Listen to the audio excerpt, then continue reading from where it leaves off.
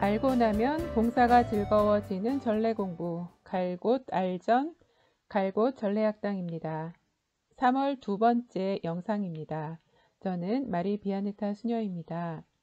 은총의 사순절을 지내고 계시길 마음 모아 기도하며 이 시간 시작하겠습니다.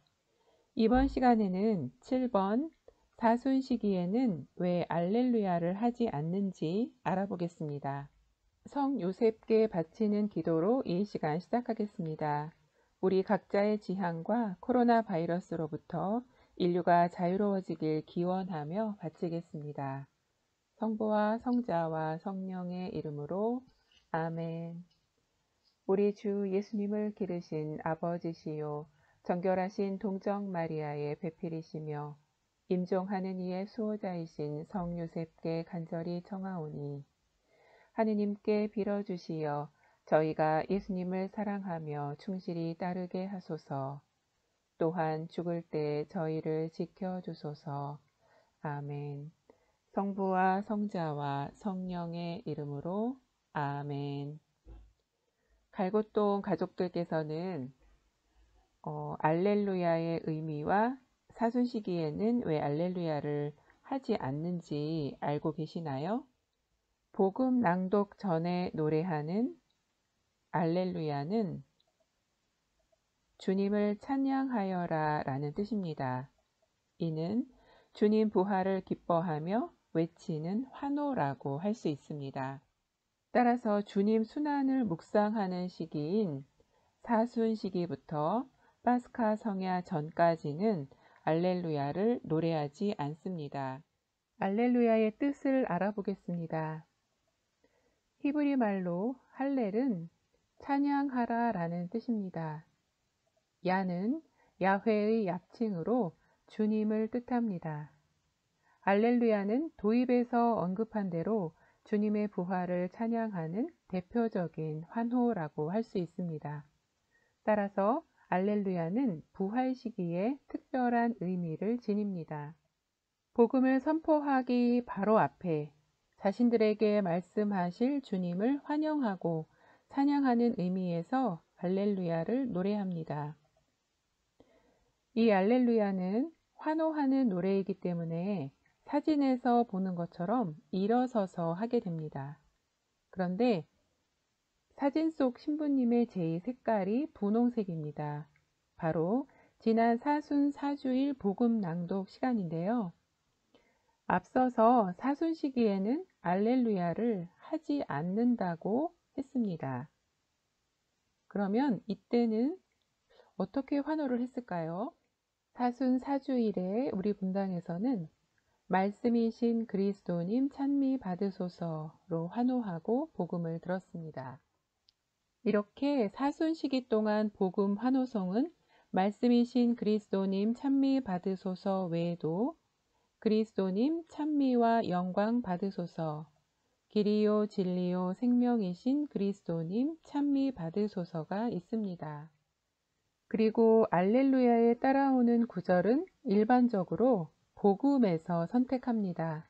주님 부활 대축일 등 몇몇 특별한 축일에 알렐루야 전에 덧붙여서 노래하는 것이 있습니다. 기억하고 계시나요? 네, 부속가입니다. 그런데 부속가가 어떤 의미인지 또 어떻게 전례 안에 들어왔는지 알고 계신가요? 그럼 부속가에 관해서 좀 더 알아보겠습니다. 미사 전례 안에서 우리는 입당송, 자비송, 대영광송, 화답송, 복음 환호송, 거룩하시도다, 영성체송을 합송합니다. 이것들의 공통점이 무엇일까요? 이들은 미사 전례 안에 노래라는 공통점이 있습니다. 그런데 여기에 평소에는 눈에 띄지 않는 노래가 있습니다. 네, 바로 부속가입니다. 부속가는 붙을부, 이을속, 노래가로 덧붙임, 딸림 노래라는 뜻입니다. 세계적인 성악가 조수미 씨의 사진이 보입니다. 노래를 다 마치고 관중들에게 인사를 하는 장면이 아닐까 생각되는데요. 이때 관중석에서는 앵콜을 외치는 소리가 들리는 듯 합니다. 앵콜이라는 말은 아직도 더, 다시 한번 더 라는 그런 뜻으로 계속 노래하기를 청하는 말입니다. 본 공연에 덧붙여서 노래를 더 불러서 분위기를 돋우고 그 자리가 더 의미 있음을 드러내게 됩니다.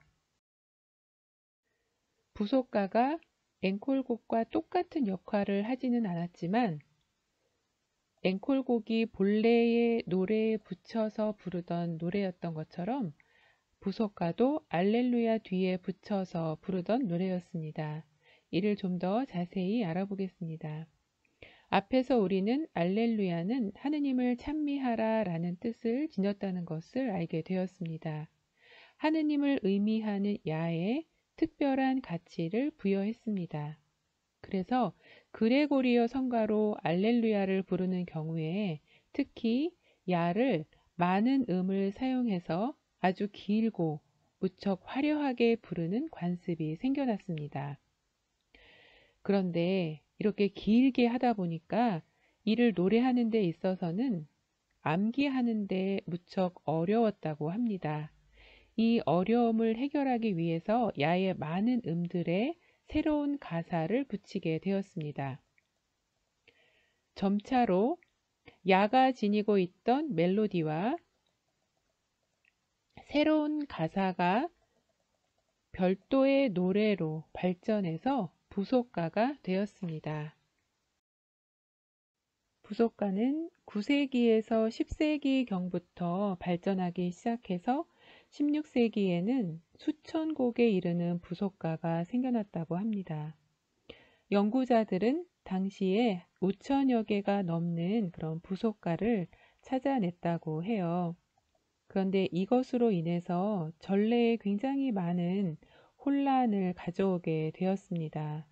그래서 트리엔트 공의회에서는 모두 정리를 하고 4개의 곡만을 남겼습니다.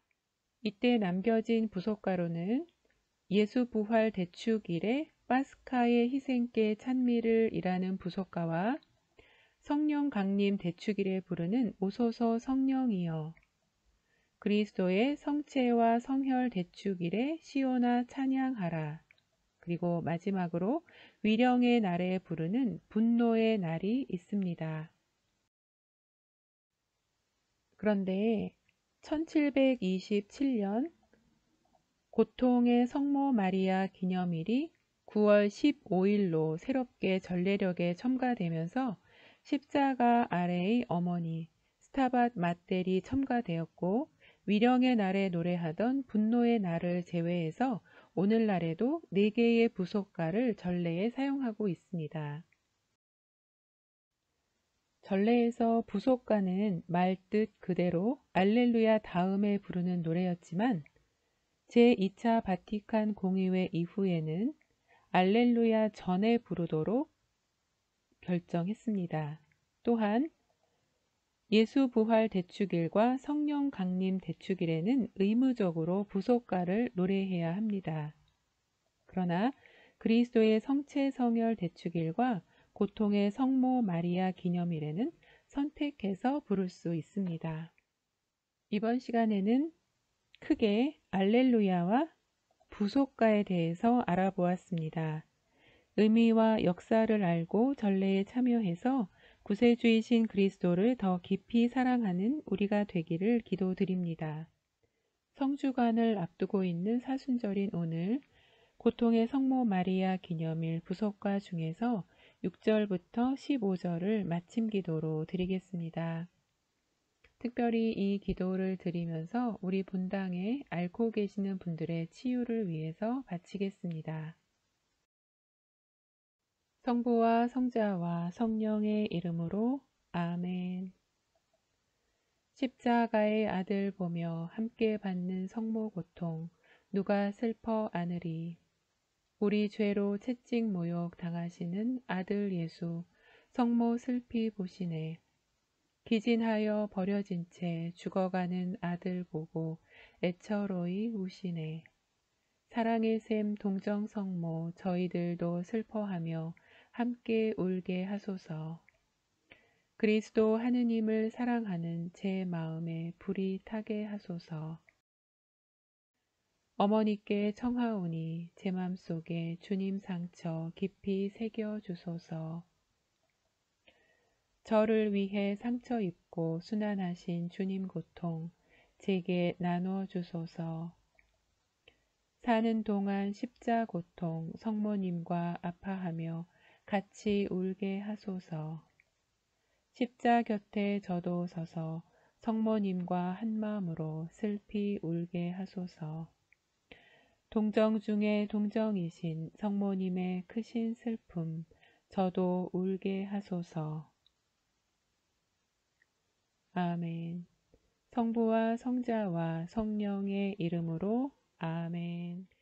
다음 시간에는 8번 전례력에 따르면 가, 나, 다 해로 구분되고 독서와 복음도 다른데 왜 그런지 알아보겠습니다. 그러면 갈고동 모든 가족 여러분들 은총의 사순절을 지내시고 성주간 주님의 순환과 고통, 죽음에 깊이 동참하는 시간을 지내시길 기도드립니다. 그럼 저는 다음 영상에서 뵙겠습니다.